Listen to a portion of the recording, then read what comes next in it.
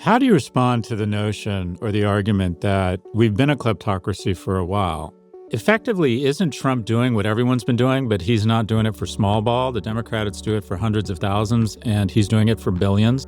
You know, those are pieces of the story and the build up to where we are, and maybe they explain part of why so many people tolerated Trump.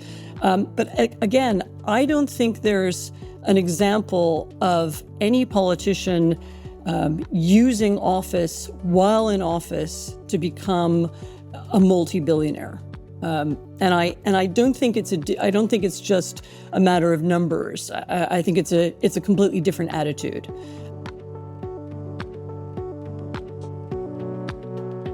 Anne, where does this podcast find you? I am in Washington, D.C., our nation's capital. How's the mood there right now?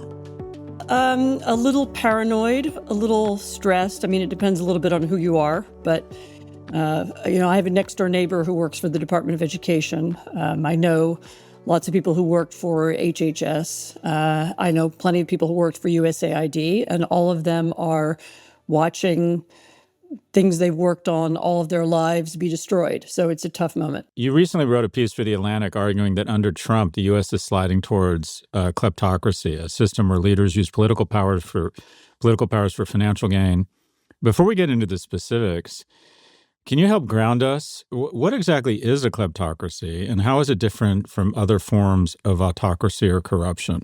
So a kleptocracy, maybe it's a fancy word for a profoundly corrupt dictatorship, but it's a political system in which the leaders of the country not only exercise political power, but they also exercise economic power and probably own a lot of the economy. So Russia is a kleptocracy. You have people who have both political and economic power at the top of the system, and they use, I think maybe this is the key point, they use their political influence to make money for themselves. In other words, the policy of the Russian state, its foreign policy, its domestic policy, is not being made for the benefit of Russians, of ordinary Russians. The policy is being made for the benefit of a group of very wealthy people who earn their money out of state decisions. And the U.S. is very rapidly moving in that direction. There are questions now to be asked about some of our foreign policy. Is it being conducted in the interest of Americans, or is it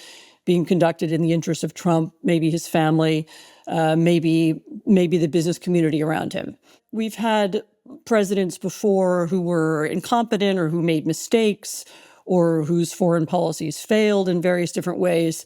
But I don't think we've ever had a president whose foreign policy and whose perhaps domestic policy are not designed for the purposes of making American life better. And I think that's where we're heading. By some estimates, the Trump family has increased their personal net worth approximately $3 billion since the launch the Friday before inauguration of the Trump coin. Can you think of any other instance in history, anywhere, where one president, prime minister, dictator, general consul, whatever, has managed to sequester $3 billion from the economy in 100 days? I mean, obviously not. You can point to many other instances of corruption around the world. In U.S. history, there have been corrupt presidents in the past or people who were thought to be corrupt, but that usually was, if you look at the details, they were people who perhaps tolerated some corruption around them. I don't know, Ulysses S. Grant supposedly let his wife's family make money off government contracts, that kind of thing. But there is no incidence of a president while in office, enriching himself like this. I don't think there's any precedent for it, and I don't think we've seen anything like it before. How do you respond to the notion or the argument that we've been a kleptocracy for a while when you have Speaker Emerita Pelosi meeting with HHS and getting a sense for they're considering using AI for payment systems, and then she goes and buys call options on Tempest AI, and when it's disclosed she's purchased those call options, they surge. Effectively, isn't Trump doing what everyone's been doing, but he's not doing it for small ball? The Democrats do it for hundreds of thousands, and he's doing it for billions. But hasn't this been going on for a while? You can certainly talk about the slide into corruption, which goes back, as you say, a while. I mean, I don't want to put a date on it, but both the I think certainly since the Citizens United Supreme Court decision that made U.S. elections a kind of Las Vegas free-for-all where almost any amount of money can be spent. The change in ethics, I think, that meant that more and more members of Congress were using insider information to play the stock market, both Democrats and Republicans. And those are pieces of the story and the build up to where we are. And maybe they explain part of why so many people tolerated Trump. But again, I don't think there's an example of any politician using office while in office to become a multi-billionaire. And I don't think it's just a matter of numbers. I think it's a completely different attitude. I don't think Nancy Pelosi's entire policy while she was speaker was designed to make herself personally rich. I don't think that was her goal. I don't think that's what and actually I don't say that. I don't think there were Republicans speakers of the House whose political philosophy was deliberately designed to make themselves rich, or who were doing things solely for that purpose. And I think you can ask whether Trump is doing that. One of the you mentioned his cryptocurrency business, which did a deal in the last day or two with the Emirates. It was a sort of major Emirati investment into that company. Trump also has a financial relationship with the Saudi government, whose state-owned Saudi companies sponsor a golf tournament that took place at his golf course a few weeks ago, and the head of the Saudi Sovereign Wealth Fund was at that tournament and it was as one of its sponsors. In other words, these are countries with which the U.S. has political relationships and whose leaders are interested in influencing U.S. politics. And the president, meanwhile, has an ongoing financial relationship with those governments and with those leaders. That's not anything that Nancy Pelosi did in the past. I actually see the more damaging part of this. It's not as romantic or interesting as that companies now, I would describe this sort of domino of cowardice in the private sector, where nobody wants to speak out because you do his bidding, he'll make you rich. I believe about 30 people within a few hours made $700 or $800 million in the launch of the Trump coin. And then over the course of the next few weeks, when it crashed, about 80,000 retail investors lost several $billion. So there's upside, but there's also a downside. And that is, if you speak out, he might decide that you don't get an exemption for the tariffs, or he might, implement some sort of crazy policy that just distracts or hurts your company. Is that the difference? Is that a slide from kleptocracy to autocracy? It certainly makes the state, and in particular Trump himself, an arbiter of the economy in a way that we used to think as Americans, and I think this is even both Democrats and Republicans, was damaging and immoral. It puts the White House in a position of being able to decide who wins and who loses, at least for large companies and at least in some businesses. And that does make us, certainly on the path to becoming a Russian-style political system, yes. Speaking of going from depressing to really depressing, this isn't like we've uncovered something. It's been not transparent, but it's out in the open. And it appears that despite what is obviously a slow creep or a fast, train barreling down the tracks towards a kleptocracy, that if America doesn't want it, it's tolerating it. I just saw a poll saying that if the election were held again today, Trump would still beat Harris. And the Democratic Party is less popular than Trump. Hasn't the failure been, or do you think the failure kind of rests with us, educators, the media, a lack of civics courses, our inability to communicate to the populace that the kleptocracies don't typically serve the citizenship well? Because as far as I can tell, America has decided they'd rather have a kleptocrat than a weak party. Your thoughts? I don't know that most people understand yet what's happened. I mean, these stories come very fast. I actually started collecting the kleptocracy stories. Some of them are in that article I wrote for The Atlantic a couple weeks ago, but I'm also collecting them, for future use. And there is something almost every day. Either it's a violation of the emoluments clause of the Constitution, which says that Trump shouldn't, or the president, sorry, shouldn't take money or any favors from foreign governments or foreign countries, or it's a immersion of a new conflict of interest. Somebody in the administration has clearly conflicted both a business and a political interest in something there. I mean, the classic example of that is Elon Musk, who has influence now over government agencies who regulate his own companies and who subsidize his own companies. I mean, that's an outrageous conflict of interest of a kind that is, we would have thought was illegal. Or it's a legal change. The administration announcing, for example, it will no longer enforce the Foreign Corrupt Practices Act, which prohibits American companies from using bribery abroad, or the Corporate Transparency Act, which was supposed to make the world of shell companies and anonymous businesses more transparent. Or it's just plain corruption of the kind that we've been discussing. The Trump family just taking money in exchange for political favors. And there's many, many of those stories every day. And I am not sure how much people are yet able to pay attention to them or to understand them. I mean, there's another problem. There's been a problem for a long time with the world of kleptocracy and the world of money laundering and shell companies and so on, which is that it's very, very complicated. It can be hard to explain. I mean, I've read a lot of books about money laundering. There have been some good ones in recent years. So there's a good book called American Kleptocracy. There's a good book called Kleptopia. And almost all of them would be hard for laymen to grasp. I mean, it's a story about moving money around the world very quickly. It's about shell companies. It's about manipulation. And I'm not sure that people get it yet. What will have to happen is for people to begin to connect these stories to their own personal experience.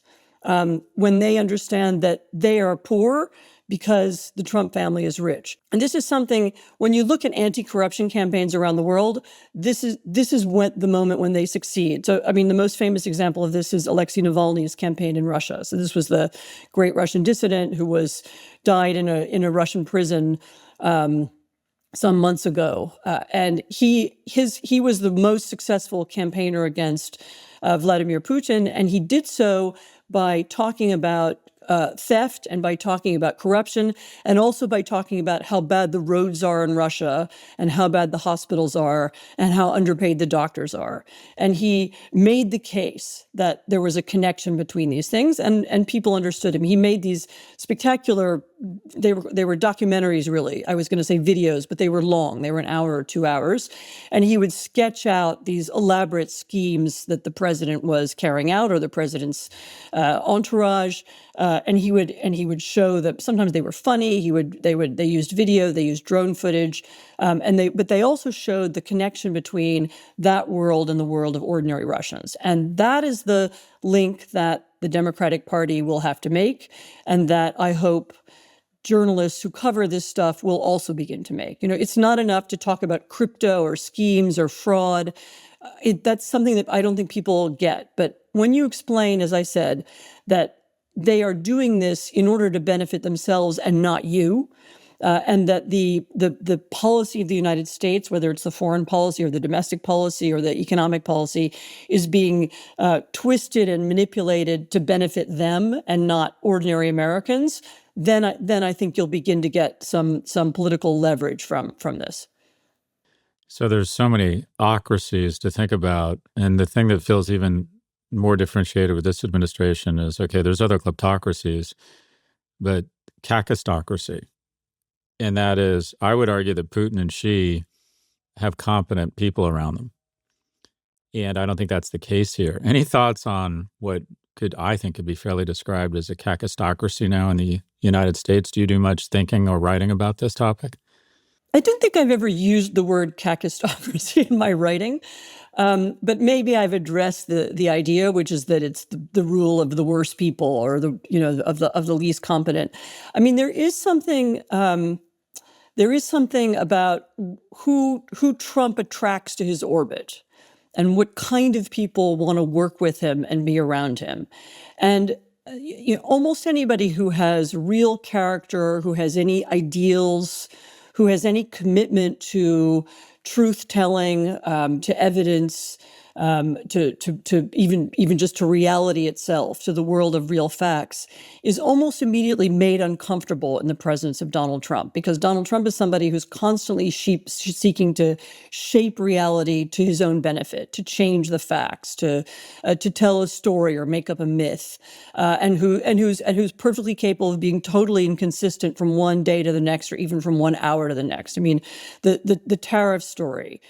1 minute he was justifying the tariffs because it's going to bring back manufacturing to America.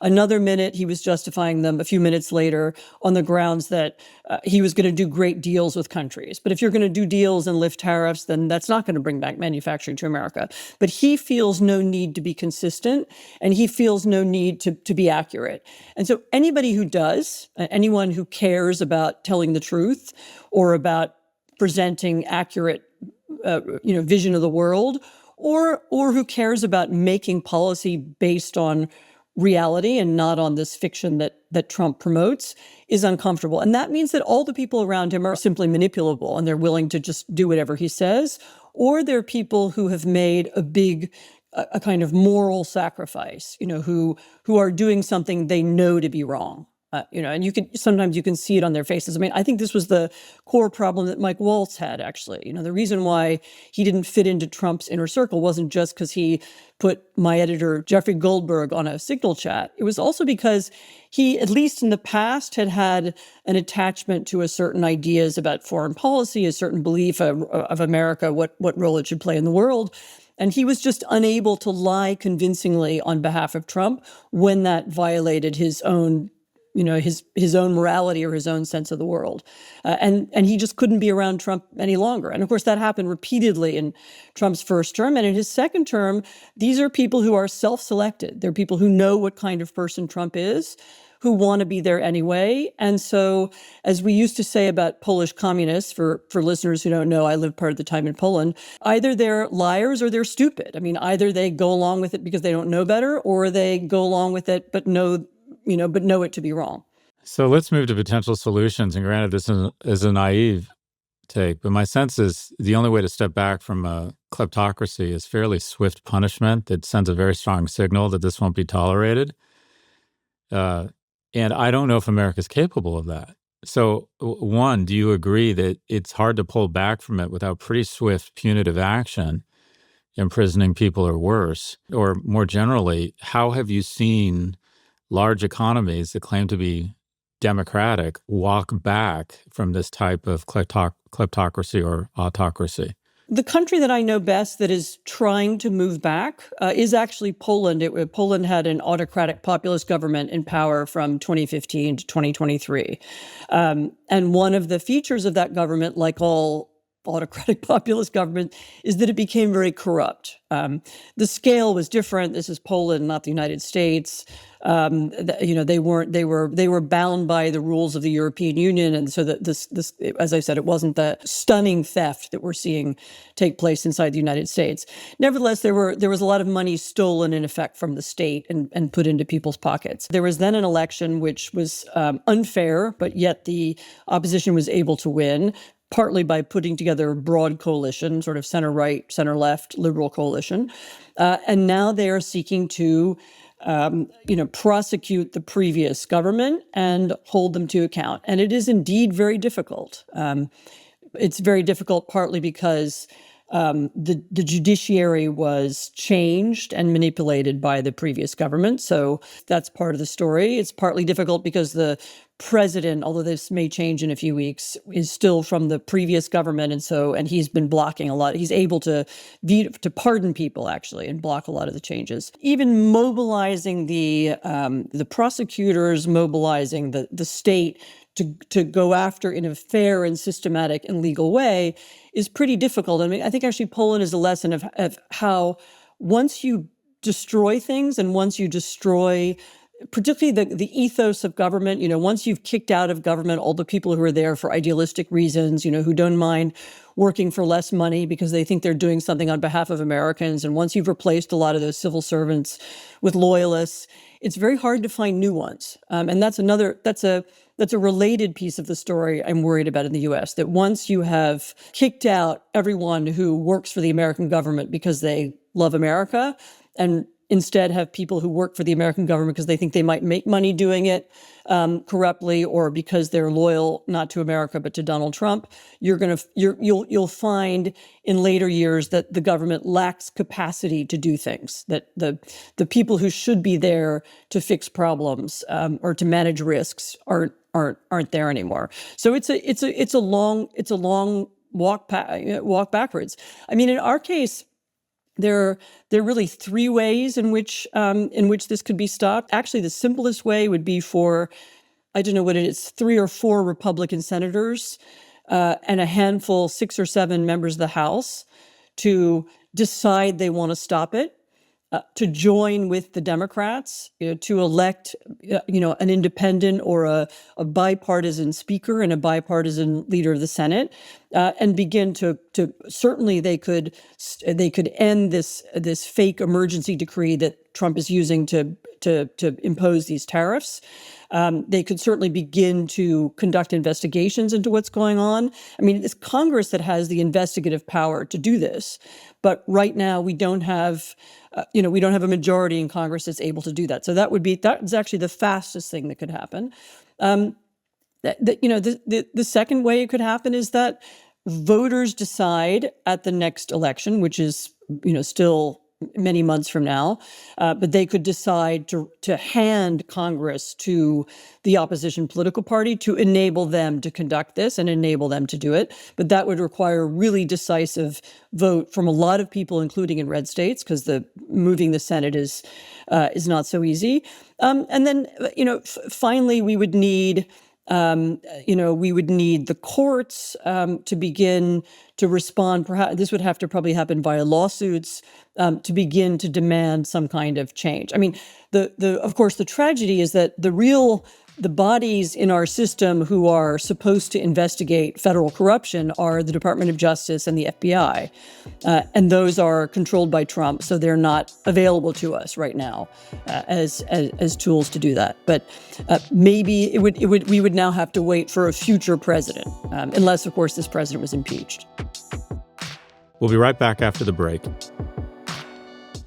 Support for the show comes from Betterment. When investing your money starts to feel like a second job, Betterment steps in with a little work-life balance. They're an automated investing and savings app, which means they do the work. While they build and manage your portfolio, you build and manage your weekend plans. While they make it easy to invest for what matters, you just get to enjoy what matters. Their automated tools simplify the complex and put your money to work, optimizing day after day and again and again. So go ahead, take your time to rest and recharge, because while your money doesn't need a work-life balance, you do. Make your money hustle with Betterment. Get started at Betterment.com. That's BetterMent.com. Investing involves risk, performance not guaranteed. Support for Prof G comes from Built Rewards. If you're a renter, I have 2 important words to say to you. Built Rewards. You already rack up points on groceries, travel, and nearly everything else, so why aren't you earning points on your rent too? Paying rent with Built Rewards earns you flexible, transferable points and unlocks exclusive benefits along the way. So what do I mean by that? Just by paying rent, you unlock flexible points that can be transferred to your favorite hotels and airlines, a future rent payment, your next Lyft ride, and more. No matter where you live or who your landlord is, your rent now works for you. But that's not all.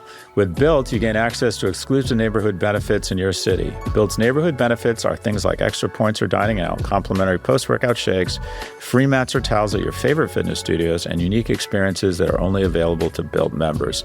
And in case you are wondering, there's no cost to join. Start paying rent through Built and take advantage of your neighborhood benefits by going to joinbuilt.com/ProfG. That's JOINBILT.com/ProfG. Make sure to use our URL so they know we sent you, joinbuilt.com/ProfG, to sign up for Built today.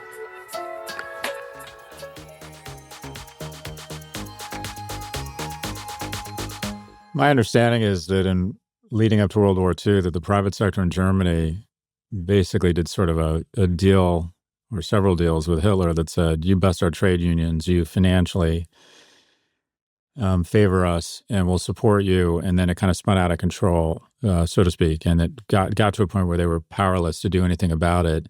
Do you see any parallels in terms of the private sector in Germany enabling Hitler with what's happening here? Specifically, I've just been shocked that all of these independent thinkers who think of themselves as leaders have been so quiet and have just sort of gone along, whether it's paying $30 or $40 million for some documentary on the First Lady or deciding that, no, just kidding, I'm not going to put tariffs on the homepage, on the pricing page, or just not saying anything when you know that they're very much against some of these policies.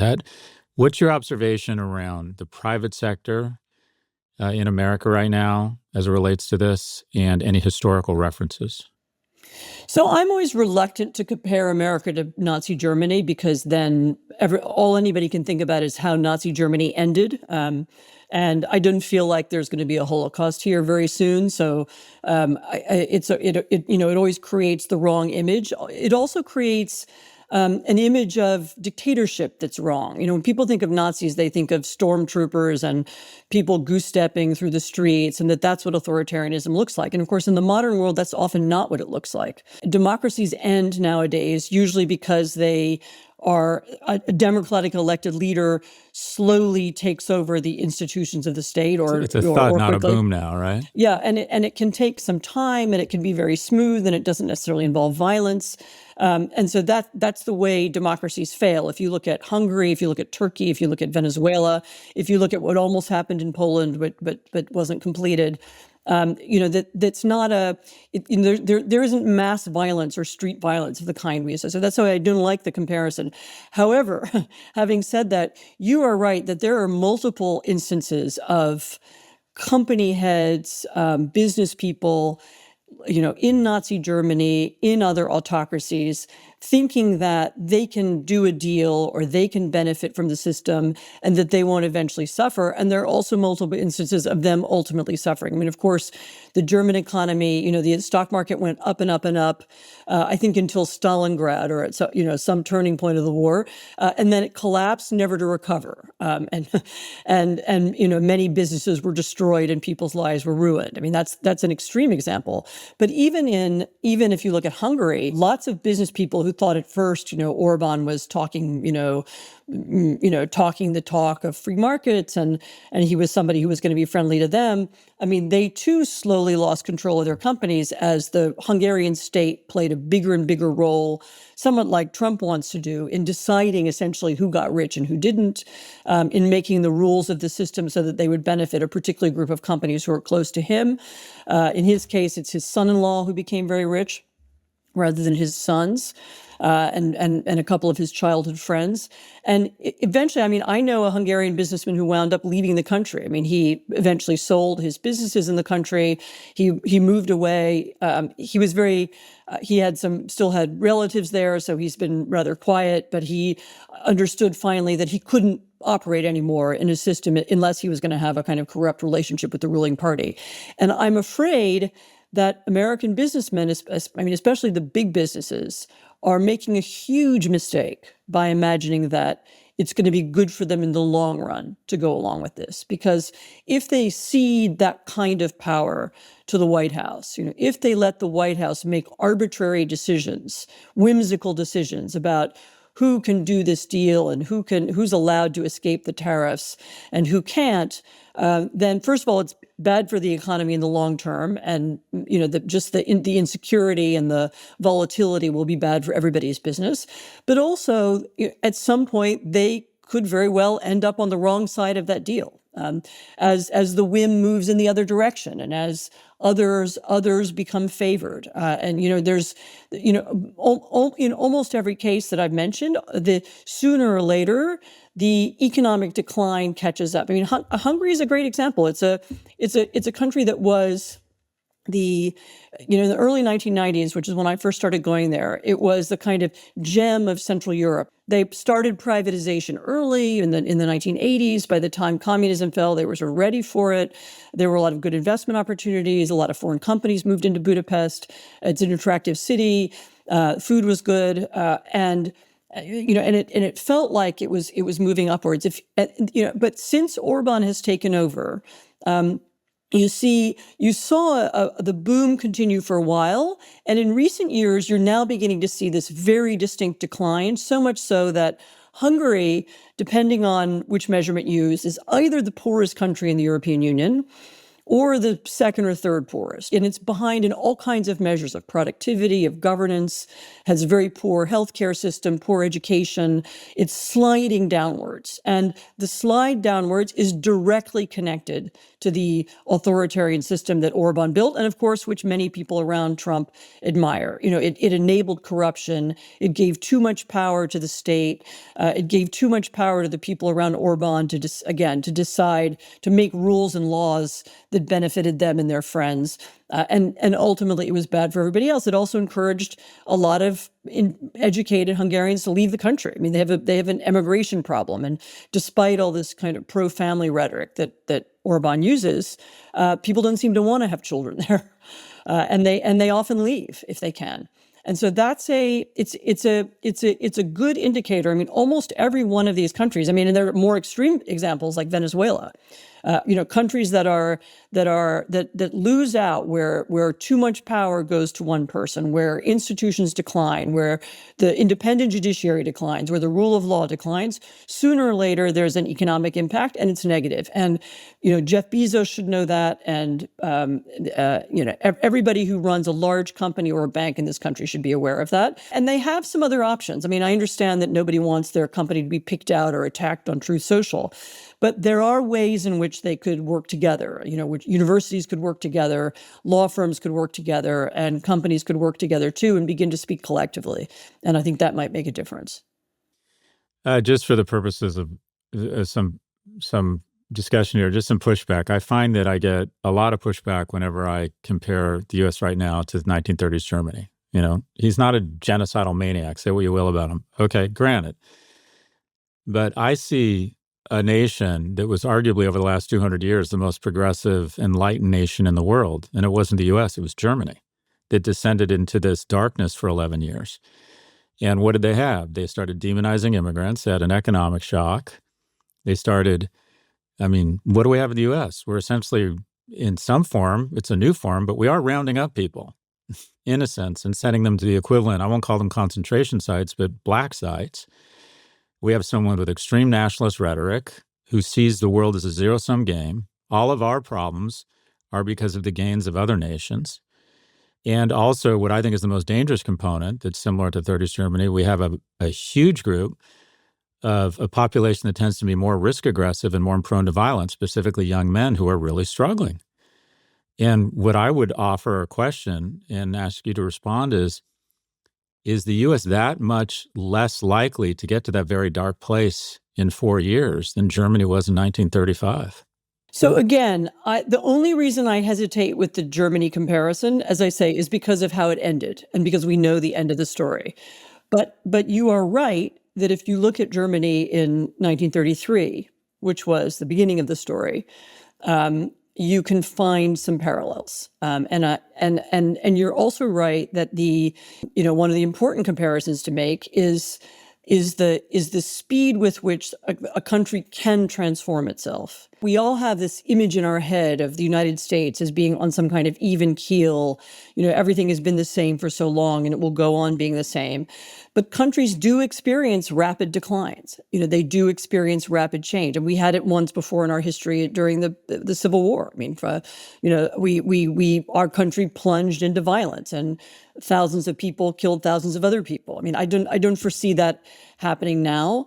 But you can have moments of profound change. And you are right that people who are too complacent and who believe it could never happen here because of our history, because of who we are, because we're exceptional, whatever story they're telling themselves, are missing the frequency with which this can happen. So I agree. You're also right that what happened in the early 30s is a pattern that you see in other places. So again, it's a leader who is legitimately elected or chosen, as Hitler was initially, then deciding to take over the institutions of the state. In other words, take over the civil service, politicize that, take over the judges, politicize them, attack the media.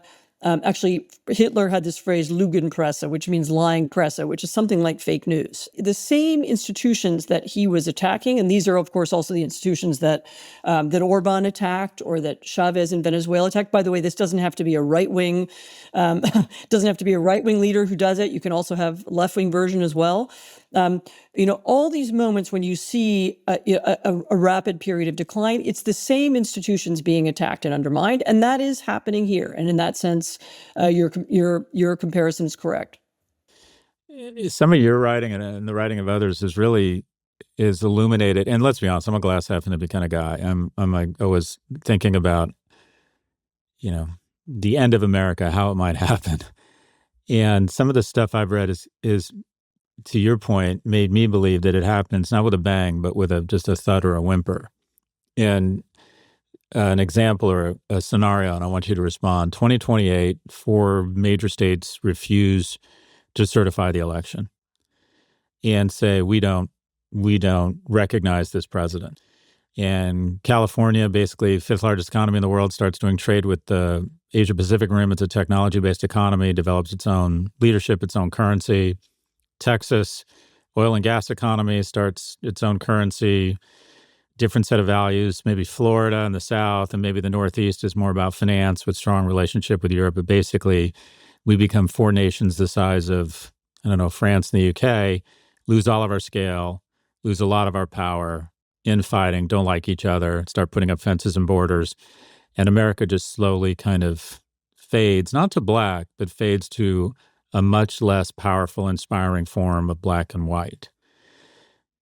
Your thoughts on that scenario, and could it happen? And if it could, I'll start there. Do you think that is in any way a reasonable scenario?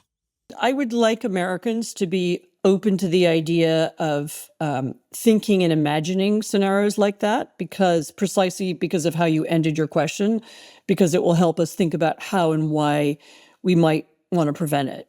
I don't know if it's reasonable to imagine California breaking off or whether Texas having its own currency is possible. I can imagine very easily, actually, since we almost had it in 2020, I can imagine a challenged election in which some states either don't certify or some or don't accept the result, and you could imagine in many different versions of how that could work out. And there is a president who's not recognized by some state governors. And as I said, we came very close to that in 2020, and there are still. I don't know what the percentages are now, but it was at one place between 20 and 30% of Americans thought the 2020 election was stolen. What if that number was 60% or 70%? What if most people thought that the president was illegitimate and had good grounds for thinking that?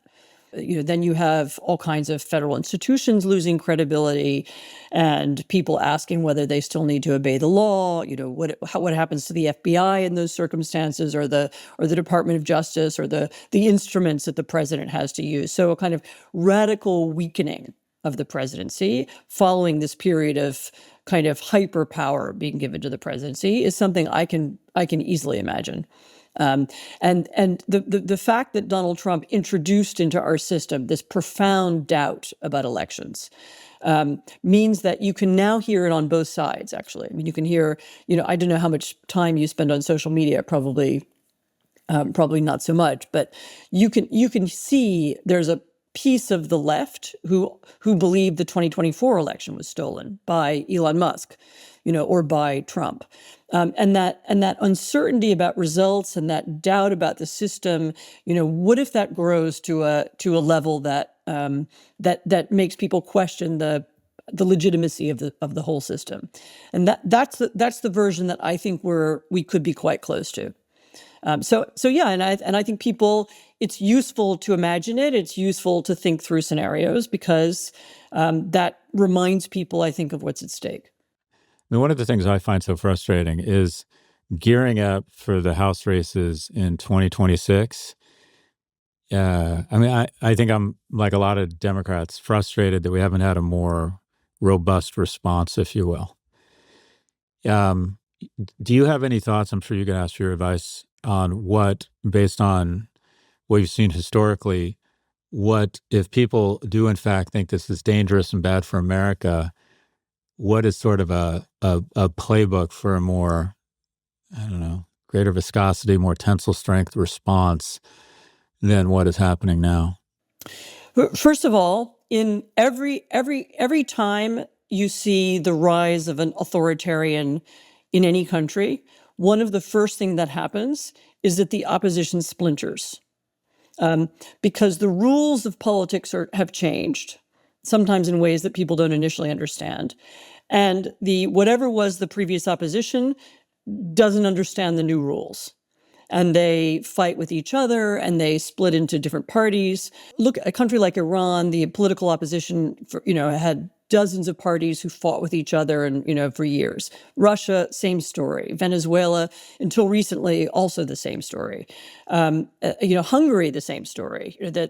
You had the rise of Orban, and in response, you had the left and the Greens and others, fighting one another, rather than unifying or finding a way to push back against the damage that he was doing. So this is normal, and so some of what we're seeing is the same. I mean, I heard this kind of frustration in Poland in 2016 and 17. It was the same thing. The opposition is powerless; they can't fight back, and so on. One of the things that needs to happen is for people to understand the rules are different. That the things that divided us before can't divide us now. There was a scene was it yesterday or the day before of, Palestinian activists attacking AOC at one of her events. I mean, this is a kind of own goal. Allies turning on allies. And that's kind of, that's something that has to be avoided. But also, I think the Democrats need to look for what are the stories, what are the narratives, what are they going to find that unifies not only them and not only brings together different kinds of Democrats, but also reaches people who voted for Trump or people who stayed home, people in the rest of the country. And actually, one of the things that might eventually work once it begins to sink in is the idea that I spoke about before, this idea of corruption and its linked to your well-being. And you're already hearing some of it, when AOC and Bernie Sanders talk about oligarchy, when I think it's Elizabeth Warren who keeps saying, they're getting rich and you're not, and you're going to lose your health care. Beginning to make those links between what people are seeing and hearing, even if vaguely, about Trump and the people around him and how it affects people. I mean, the same is true actually for the decline in the justice system, is that, when you talk to people about judicial independence, that can be a little bit too theoretical. When you begin to say, look, these are, you've had these, illegal deportations of people who are in this country legally. You've had, even U.S. citizens being detained at the border. This is a new system, and eventually it could be coming for you. And when you link together people's personal experiences and the political mess that they see around them, I mean, I think then you begin to get powerful narratives that move people. There are probably names and tactics I could that might work here that you've seen in other countries. But I think the most important thing is for not just Democrats, but for Democrats and for company bosses and for heads of law firms and for disappointed and distressed Republicans to begin to coalesce on a definition of what's wrong that can be made clear to people and to begin to offer an alternative. We'll be right back after the break. Support for Prop G comes from ShipStation. What if you never had to worry about shipping and fulfillment for your business ever again? With ShipStation, you can save hours and money every month by shipping from all your stores with one login, automating repetitive tasks, and finding the best rates among all the global carriers. ShipStation grows with your business no matter how big it gets. You can ship products to your customers with discounts up to 88% off UPS, DHL Express, and USPS rates, and up to 90% off FedEx rates.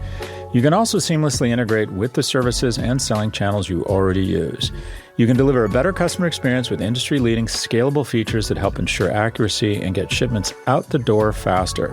Over 130,000 companies have grown their e-commerce businesses with ShipStation, and 98% of companies that stick with ShipStation for a year become customers for life. Calm the chaos of order fulfillment with the shipping software that delivers. Switch to ShipStation today. Go to ShipStation.com and use code ProfG to sign up for your free trial. That's ShipStation.com, code ProfG.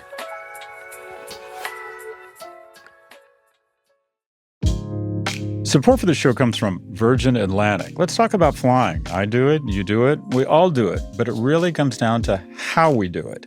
When you fly Virgin Atlantic, they make it a memorable trip right from the moment you check in. On board, you'll find everything you need to relax, recharge, or carry on working. Lie flat, private suites, fast Wi-Fi, hours of entertainment, delicious dining, and warm, welcoming service that's designed around you. Check out virginatlantic.com for your next trip to London and beyond, and see for yourself how traveling for business can always be a pleasure.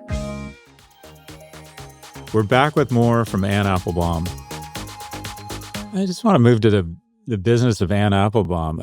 My sense is you're having this extraordinary moment, and I imagine it's been a lot of, successes.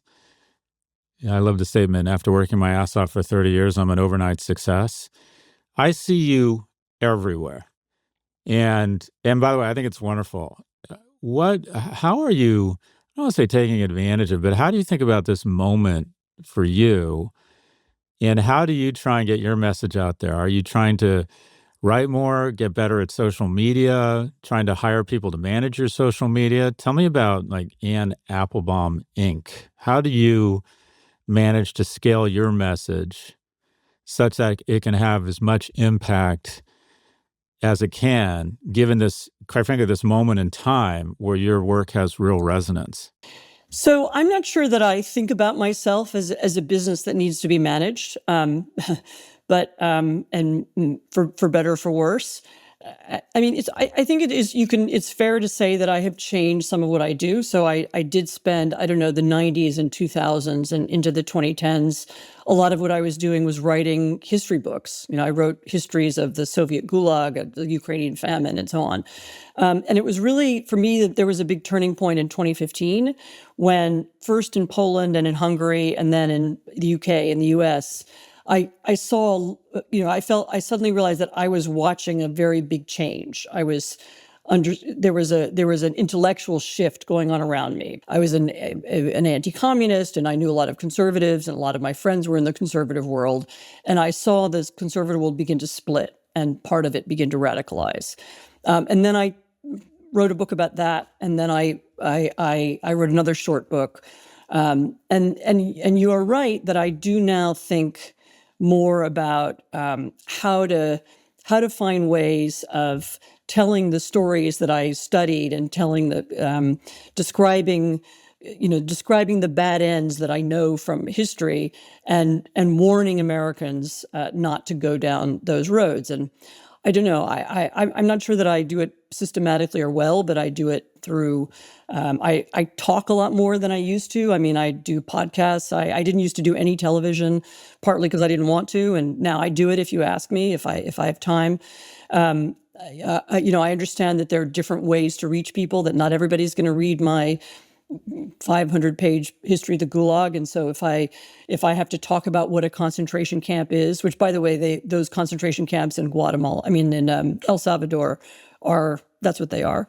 And the definition is a site that's not subject to the laws of the country sending people to that site. Is that the right definition? Yeah, a concentration camp is a camp where people are sent who are neither prisoners of war nor necessarily convicted criminals. It's somehow outside the law. It's people who are being sentenced not for necessarily what they've done, but for who they are. And that's certainly that defines some of the people who we've been sent there. So yeah, I feel obligated to talk and speak more, but I don't know. If there were something that I could do to get the message through, I don't come from a show business world or really a television world. I'm somebody who writes books and articles.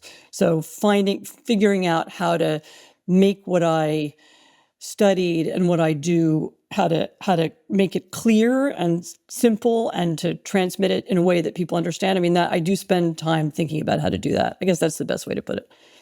So we entered college the exact same year. You at Yale, me at UCLA. You're now, I think, a senior fellow at Johns Hopkins. Is that right?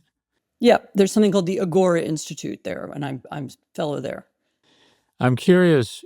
Well, I'll put forward a thesis that at universities, our inclinations are almost like we're Democrats. Our inclinations are correct, our heart's in the right place. We take things too far and we invite an overcorrection. What role, if any, do you think universities have played in inspiring an overcorrection, if you believe that's true? And two, what role do you think university leadership has to play in an attempt to push back on this autocracy? So when you're talking about universities, it's actually a really fraught subject because the truth about what actually happens at universities and what was written about universities and what people think about universities can sometimes be quite separate. And this was true both during the cancel culture moment of a few years ago, and it was very true of the Gaza protests, for example, last spring. I'll just give you an example of what I mean. I did a lecture at Northwestern University last year, and it was right at the height of the protest movement, and there were a lot of protest movements there. And I talked to a group of journalists, student journalists, who were. It was a class I spoke to before the lecture, and I asked them to tell me about how many people on the campus, which is about 20,000 people or 22,000 people at Northwestern, how many people actually cared about these protests? What number did they guess? And they said, well, there's probably about 1,000 people who care, who know about it, who follow it. Okay, how many people have actually been to a protest? Maybe 500. How many people go regularly, live in tents, care about it intimately? That was certainly no more than 50, and sometimes it was just a couple dozen. So out of 22,000 people, there were a few dozen who were making the news.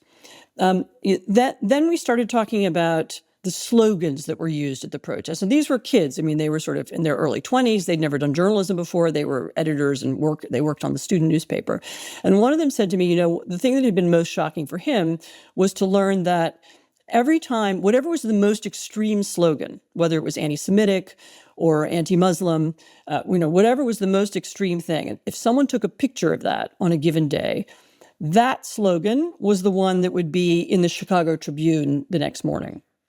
And so you had, 21,500 students on this campus who were not involved in this. You had 25 kids who were very angry. One of them made a poster, and that was the news story.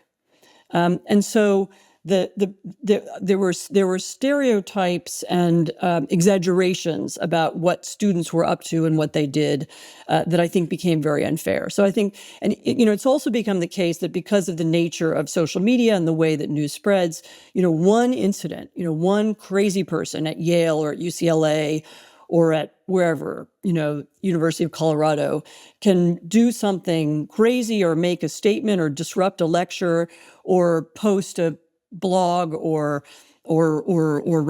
do something that suddenly will make him or her the focus of a kind of frenzy, of one kind or another. And I don't think that was ever very representative of everybody's life on a university campus. And I've had kids who've been through university since then, and I teach a little bit, so I know kids that age, and I mostly found them. They were wary of this kind of extreme politics, on both sides. They were mostly pretty moderate.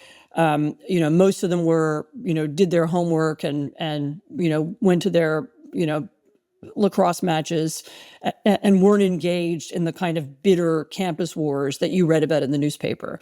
And so I think a lot of, and then of course the campus wars became important to conservatives and to some on the left as a way of fighting about other things. And so I think the campuses were really it was a bad service was done to them. I mean, having said that, there were plenty of university professors and in particular, but also university presidents who weren't clear enough about what should have been the basic rules for any university.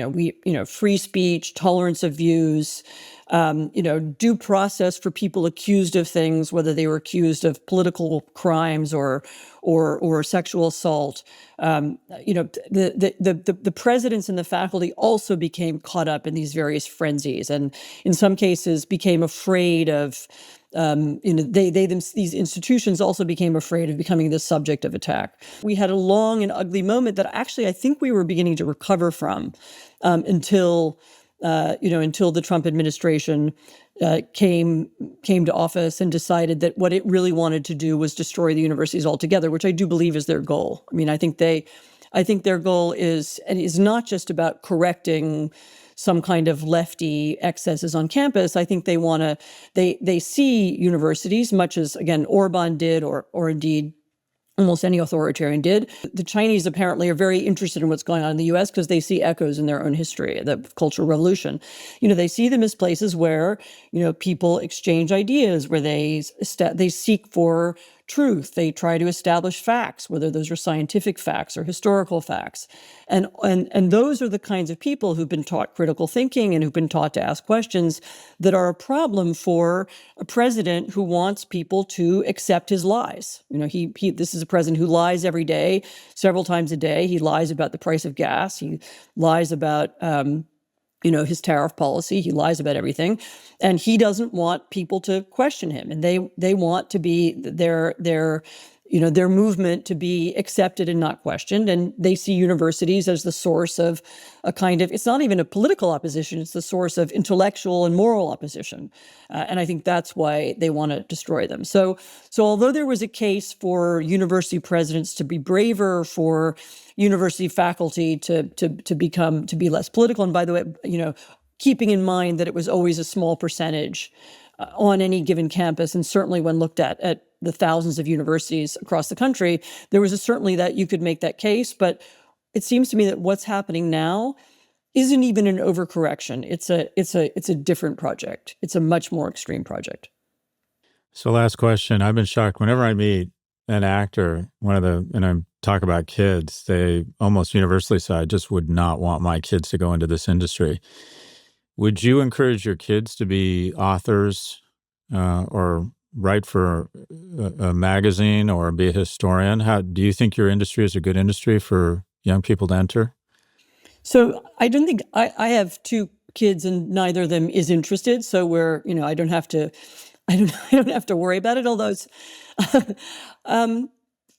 look, I still know a lot of really great journalists. I know people who are dedicated to investigating important stories, who write about crises around the world. I was just corresponding this morning with a photographer who I'm working with who's in Sudan and who's witnessing a horrific moment in that war. There are refugees escaping into Chad. She happens to be there. She's taking pictures. I'm going to write something short. I was there a few weeks ago, and I'm going to write something short to go with her photographs.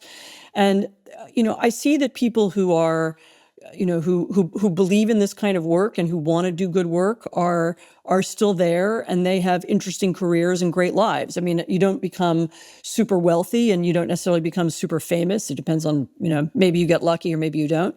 But I see that the people in the industry feel they're doing something good. And so, yeah, I would recommend that people do it. For the moment, we still have, there are still places to write for. some big places, some small ones. If you're interested in doing investigative journalism, if you're interested in reporting, if you like writing, if you want to convey ideas, if you care about ideas, if you want to be engaged in political debate, there is space to do it. I mean, there is a lot of junk out there and a lot of really bad journalism, and a lot of video clips that we don't all need to see. But there's a real world, and I hope younger people join it. There's still space to do it. Anne Applebaum is a Pulitzer Prize winning historian and staff writer at The Atlantic. She is also a senior fellow at Johns Hopkins. Her books include Gulag, A History, Red Famine, Stalin's War on Ukraine, and her latest, Autocracy, Inc. She joins us from her home office in Washington, D.C. And I just love seeing people such as yourself who have gone a million miles deep on not a fairly narrow topic, but you literally are the autocracy person. And it's just very rewarding to see the kind of recognition and influence you're having. You're forceful, yet dignified, and you're one of the few people that, and this is one of my many flaws, I fall in love with my own ideas and look for reasons to validate them. But whenever you say something it isn't congruent with my current thinking, I stop and I question my own beliefs. And I think that's really important. So really appreciate your good work. That is a really kind thing to say. Thank you very much. I'm a listener and a follower, and I look forward to hearing what you have to say in the future, too. Thanks, Anne.